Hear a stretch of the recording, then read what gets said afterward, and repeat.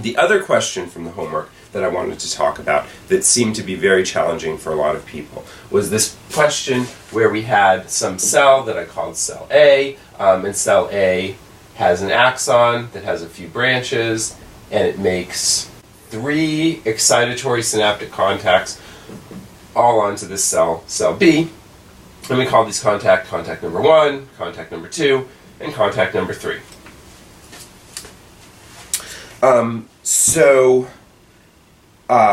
When trying to figure out the probability of various events, one of the first things that you need to do is figure out what are all of the possible events. So our setup is that we're going to have an action potential in cell A, and then there's going to be, with some probability, some neurotransmitter released here or not, an independent coin flip resulting in neurotransmitter here or not, an independent coin flip resulting in neurotransmitter here or not. It turns out that these are weighted coins in the way the problem was set up, but we still need to figure out all of our possible scenarios. So, in terms of possibilities, we could have, so let's list our synapses. So we have synapse number 1, synapse number 2, and synapse number 3. So our first possibility, let's call this possibility 1 with a Roman numeral 1. Our first possibility is that synapse number 1 doesn't release, synapse number 2 doesn't release, synapse number 3 doesn't release.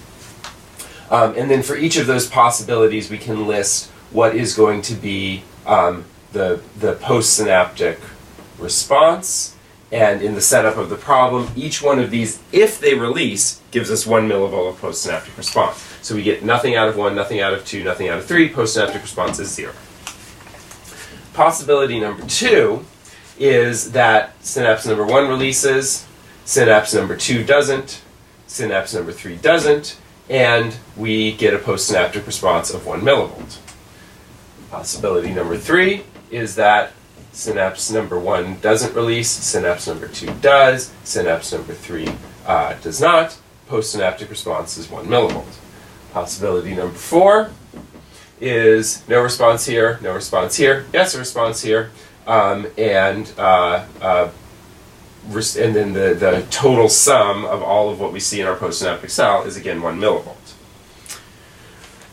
Possibility number 5 is that we get yes release here, yes release here, no release here. With postsynaptic cell we see 2 millivolts. Possibility number 6, yes release here, no release here, yes release here, and then we get a postsynaptic response of 2 millivolts.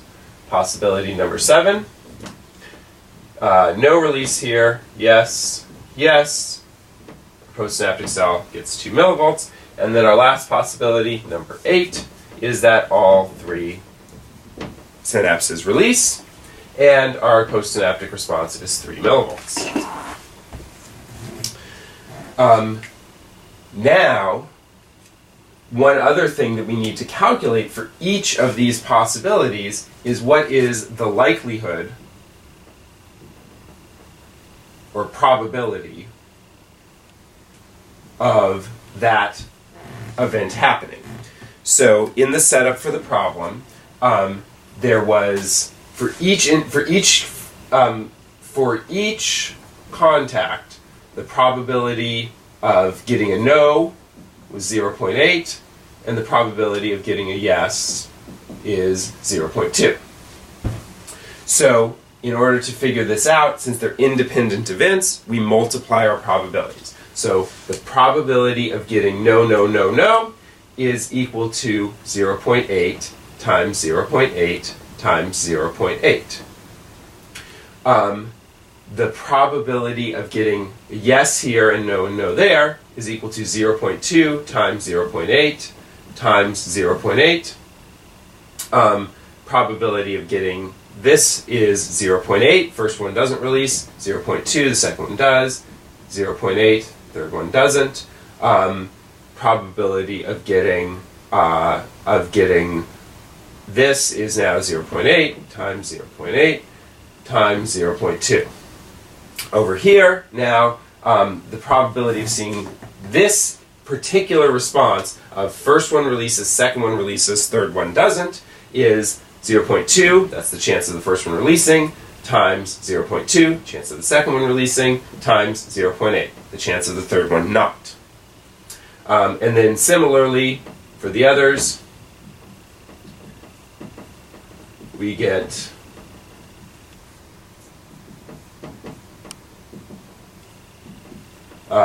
similar answers, and then the probability of seeing a 3 millivolt response, well, there's only one way we can get a 3 millivolt response, and that one way is to have all three of these simultaneously land on heads or simultaneously release neurotransmitter.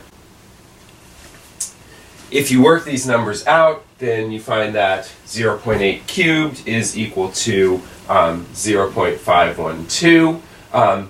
Each one of these is equal to 0.128, so 51.2%, 12.8%, 12.8%, 12.8%. But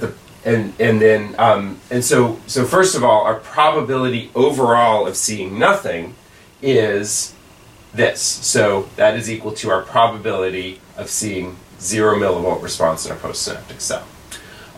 In order to find the probability of seeing a 1 millivolt response in a postsynaptic cell, there are three ways we can get there. Any one of them gives us a 1 millivolt response, so we have to add together, and we get that a probability of 1 millivolt response is equal to 0.384. Similarly, over here, the individual probabilities of each one of these are 0.032 or 3.2%.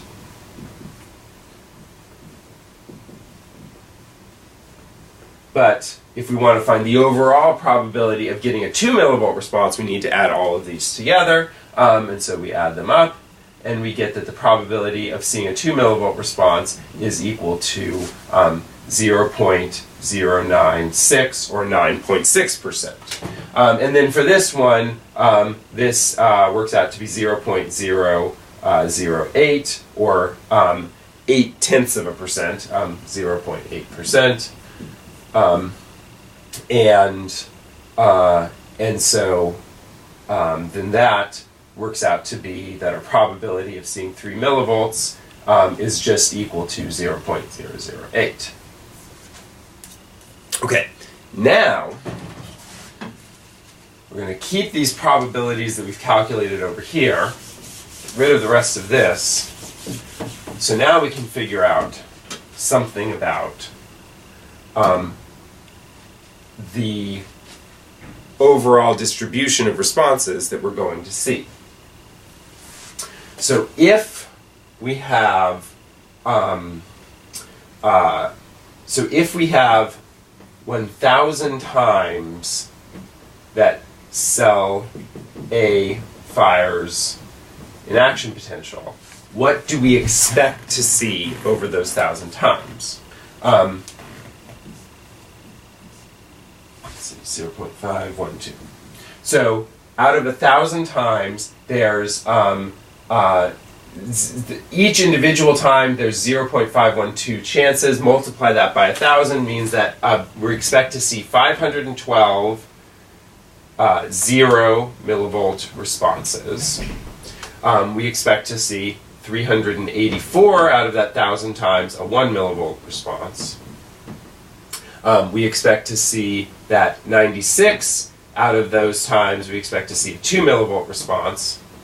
And then 8 out of those 1,000 times we expect to see a 3 millivolt response.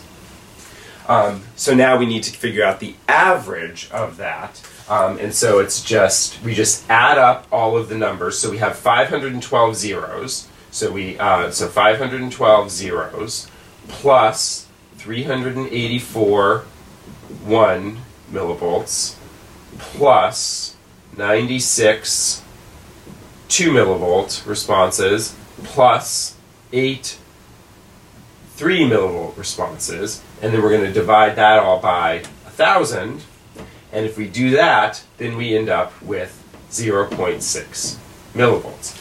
So even though none of the individual events that we observed was 0.6 millivolts, we have a lot of zeros and then a fair number of ones and a smaller number of twos and threes, we never saw anything that was 0.6, and yet the average across all of them works out to be 0.6.